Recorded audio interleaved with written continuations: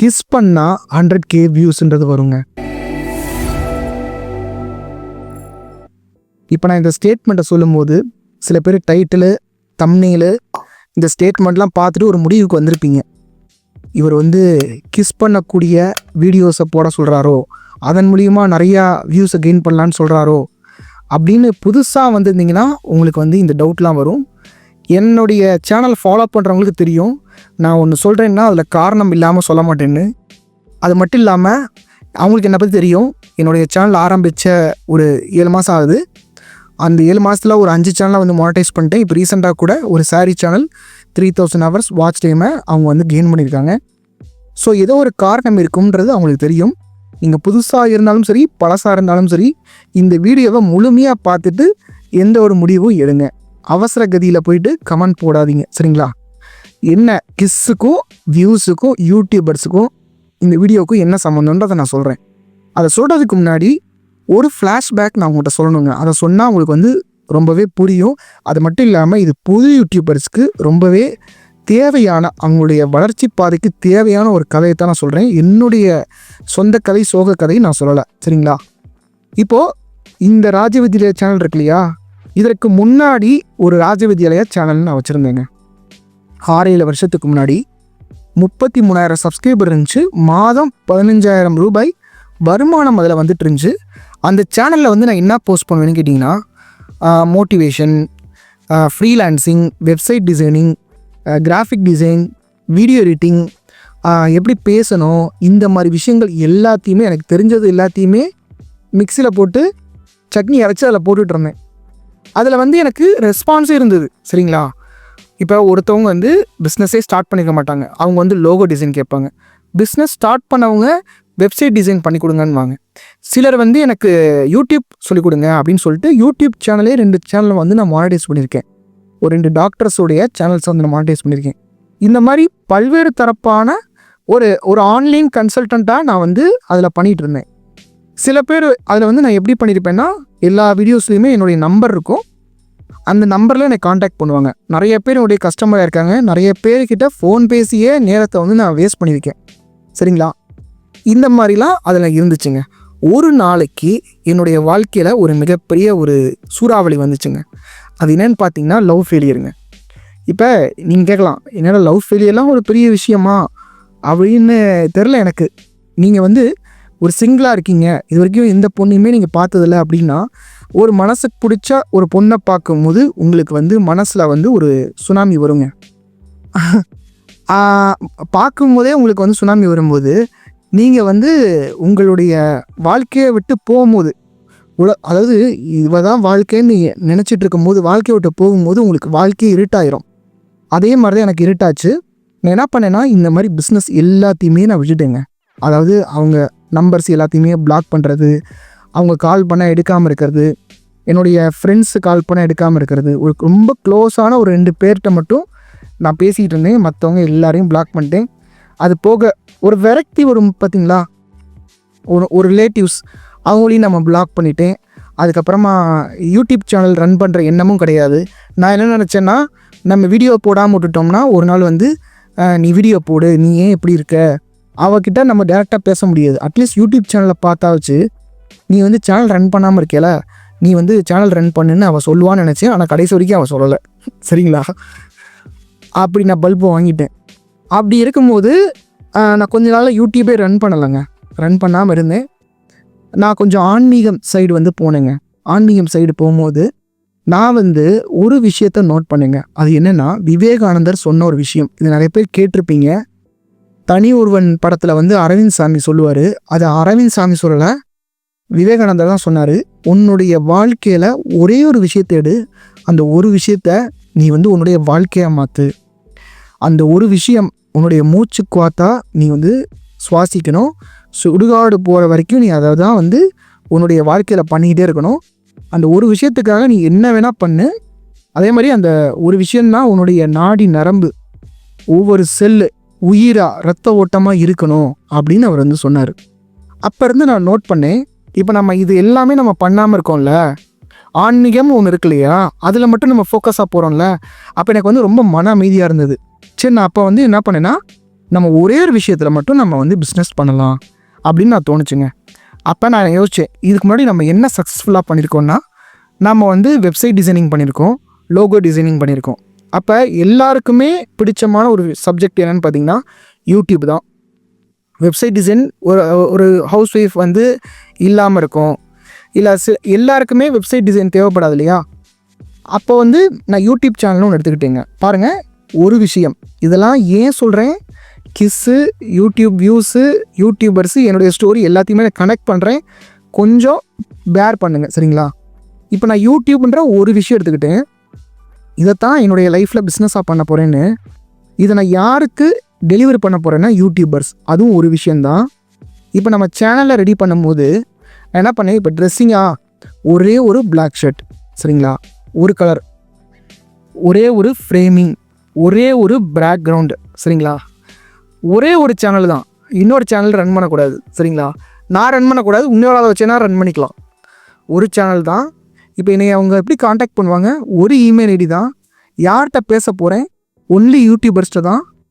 இப்போ வந்து சில பேர் கேட்குறாங்க, ஃபேஸ்புக்கில் வீடியோஸ் போட்டு எப்படி மானிட்டைஸ் பண்ணுறது, அதெல்லாம் எனக்கு தெரியாதுங்கன்னு சொல்லிடுறது. ஒரு பிளாட்ஃபார்ம் தான், இன்ஸ்டாகிராம் இல்லை, ஃபேஸ்புக் இல்லை. நான் எப்படின்னா வைப்பேன், அதில் நான் பண்ண மாட்டேன், இன்னொரு ஆளை வச்சு வேணால் நான் பண்ணுவேன் சரிங்களா. இப்போ யார்கிட்ட பேச போகிறேன்னா ஒன்லி பே பண்ணவங்க தான்.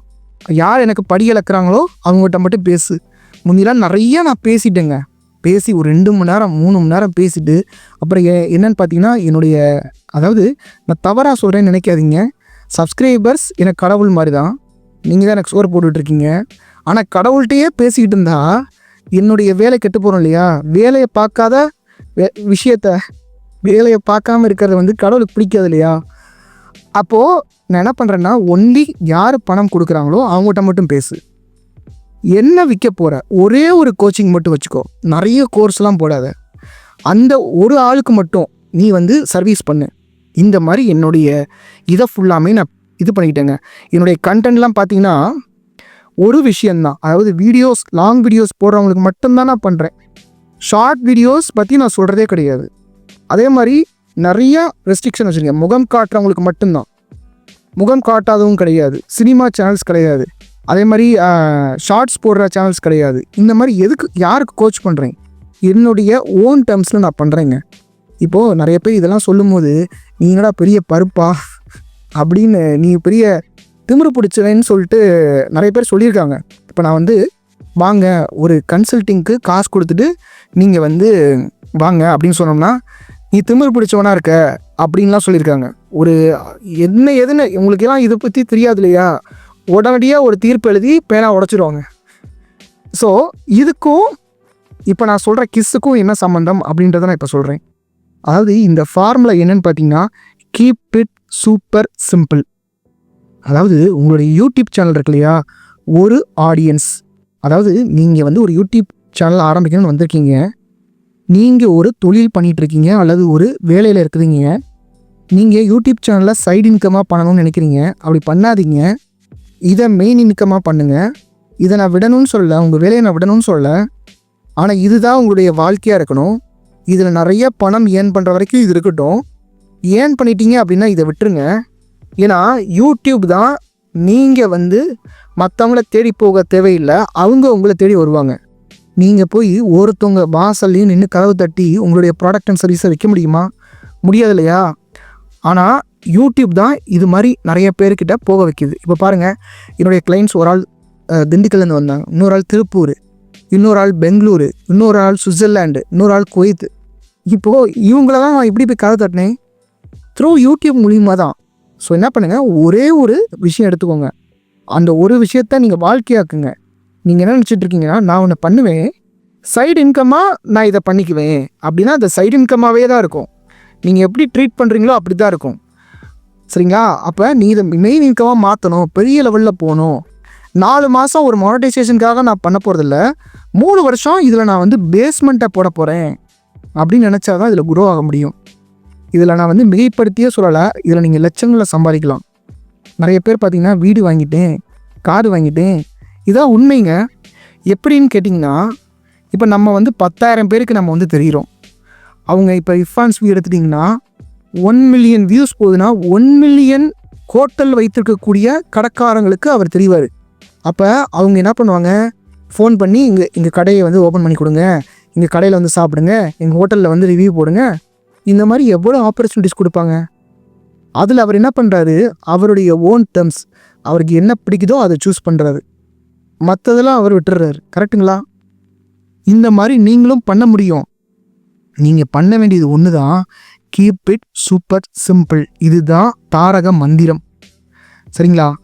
இப்போது கீப் இட் சூப்பர் சிம்பிள்னா உங்களுடைய டைட்டில் ரொம்ப லென்த்தாக வைக்கிறீங்க. இந்த 4 விஷயங்களை தெரிந்து கொண்டால் உங்கள் வாழ்க்கை அதோட கட்டாயிருது.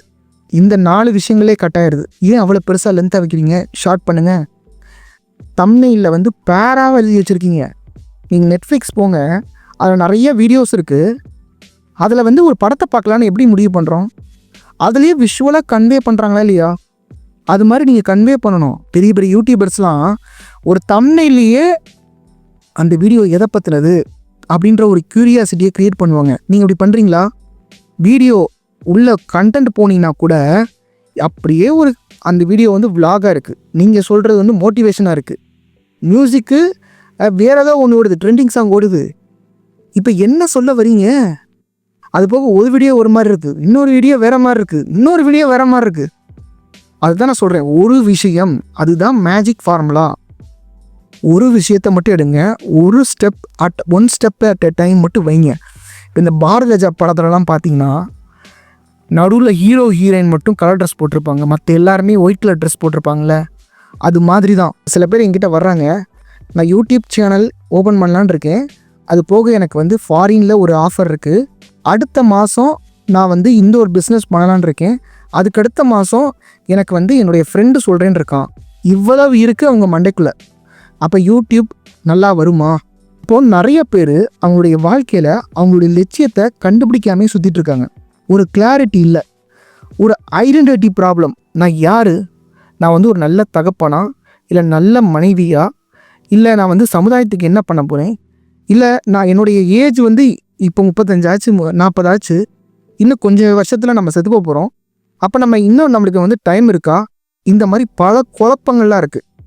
அப்போ நான் என்ன சொல்கிறேன்னா, நீங்கள் ஒரு விஷயத்தை எடுக்கணும். அந்த ஒரு விஷயம் உங்களுக்கு தெரியல என்ன அப்படின்னா, என்னுடைய யூடியூப் கோச்சிங் வாங்க. இது வந்து ஒரு 4 months டைமுங்க. உங்களுக்கு என்ன டேலண்ட் இருக்குது, அந்த ஒன் திங் என்ன அப்படின்றத கண்டுபிடிக்கிறதுக்கு நான் ஹெல்ப் பண்ணுறேன். அதை நீங்கள் கண்டுபிடிச்சிட்டிங்களா, அதுக்கு ஒரு டிஜிட்டல் ப்ரெசன்ஸை உருவாக்குவோம். அந்த டிஜிட்டல் ப்ரெசன்ஸை மானிட்டைஸ் பண்ணுவோம், பணம் சம்பாதிக்க வைக்கணும் அதில். சரிங்களா? பணம் சம்பாதிக்கிறதுனா உங்களுடைய சேனலில் மானிட்டைசேஷனை ஆன் பண்ணி பணம் சம்பாதிக்கலாம். 0 to 1000 சப்ஸ்கிரைபர்ஸ், 4000 hours வாட்ச் டைமை நீங்கள் எனேபிள் பண்ணி சம்பாதிக்கலாம். அது மட்டும் இல்லாமல் நீங்கள் மக்களை ரீச் பண்ணி, இப்போ நீங்கள் ஒரு 100 பேரை ரீச் பண்ணுறீங்கன்னா அதுக்கேற்ற மாதிரி வருமானம், 1000 பேர் ரீச் பண்ணுறீங்கன்னா அதுக்கேற்ற மாதிரி ஒரு வருமானம் இருக்குமா இல்லையா? நீங்கள் வந்து ஒரு ஃபிசிக்கல் பிஸ்னஸை கூட வச்சுக்கோங்க. அப்போது இதை நம்ம ரீச் பண்ணுறோம். இந்த 4 months கோச்சிங்கும் இதுதான். சரிங்களா? இதுக்கு இன்ட்ரெஸ்டடாக இருக்கவங்க என்னுடைய மெயிலை காண்டாக்ட் பண்ணுங்கள். இதற்கு வந்து நீங்கள் டெய்லி வீடியோ போட வேண்டிய அவசியம் கிடையாது, வாரத்தில் 2 வீடியோ போட்டால் போதும். ஷார்ட்ஸ் போட வேண்டிய அவசியம் கிடையாது. என்னுடைய நாலேஜை, என்னுடைய பல வருட நாலேஜை உங்களுக்கு நான் வந்து ட்ரான்ஸ்ஃபர் பண்ணுறேன். இன்ட்ரெஸ்டடாக இருக்கவங்க மெயில் பண்ணுங்கள். இது வந்து ஃப்ரீ கோச்சிங் கிடையாது. எக்காரணத்தை கொண்டும் நான் வந்து ஃப்ரீ கொடுக்க மாட்டேன், ஃப்ரீயும் வாங்க மாட்டேன். சரிங்களா? தயவு செய்து பே பண்ணுறதா இருந்தால் மட்டும் எனக்கு வந்து மெயில் பண்ணுங்கள். நீங்கள் இதனால் என்னை தப்பாக நினச்சாலும் எனக்கு பரவாயில்லை. நான் காசு கொடுக்க போகிறேன்றதை முதன்மையாக சொல்லி அனுப்புங்க. நீங்கள் யார், எந்த ஊர், என்ன கேஜெட்ஸ் வச்சுருக்கீங்க, எப்படி ரீட் பண்ணுறீங்க, எப்படி தம்ப்நெயில் பண்ணுறீங்க, இந்த மாதிரி விவரமாக எழுதுனீங்கன்னா எனக்கு உங்களை பற்றி அண்டர்ஸ்டாண்ட் பண்ணுறதுக்கு ரொம்பவே ஈஸியாக இருக்கும். ஸோ இன்ட்ரெஸ்டோட இருக்கவங்க மெயில் பண்ணுங்கள்.